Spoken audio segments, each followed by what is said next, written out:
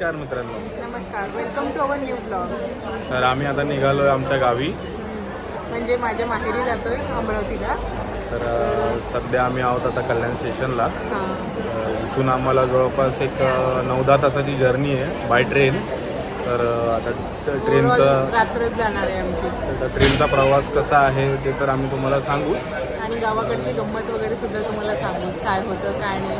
तर ब्लॉग बघायला विसरू नका. सध्या आम्ही स्टेशनवर आहोत, तर भरपूर आवाज आहे इकडे. भेटूयात.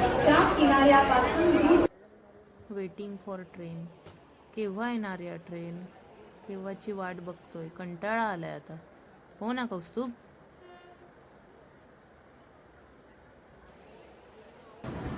Finally the train has arrived. चला आता ट्रेनमध्ये बसूयात. हसते काय, चल लवकर. Good morning. मॉर्निंग. राम मंडळी. आम्ही आता पोचलो आहे मूर्तिजापूर. तर इथून अजून हाफ अवर लागेल घरी पोचायला. आणि पप्पा पण आलेत घ्यायला. अँड वॉट अ सरप्राईज, आईसुद्धा आहे आज बरोबर. हे हे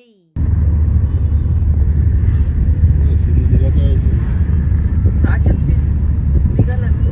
निघाचं म्हटलं ते आठवण्याची आपल्याला दार्जिलिंगची 4:50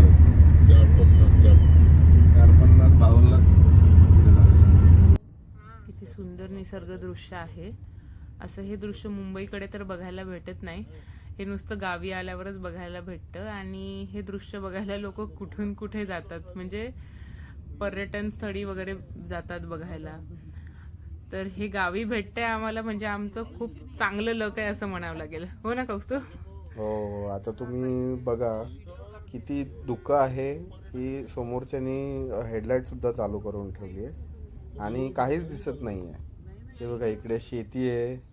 या शेतीमध्ये कापूस पेरला आहे, तो सुद्धा आपल्याला दिसणार नाही. बघा थोडंसं कदाचित दिसू शकतं तुम्हालाही.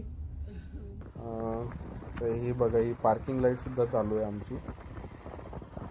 हा एक्सपिरियन्स तसा आम्ही पण पहिल्यांदा घेतो की एवढं धुकं आहे असतं, पण एवढं नसतं.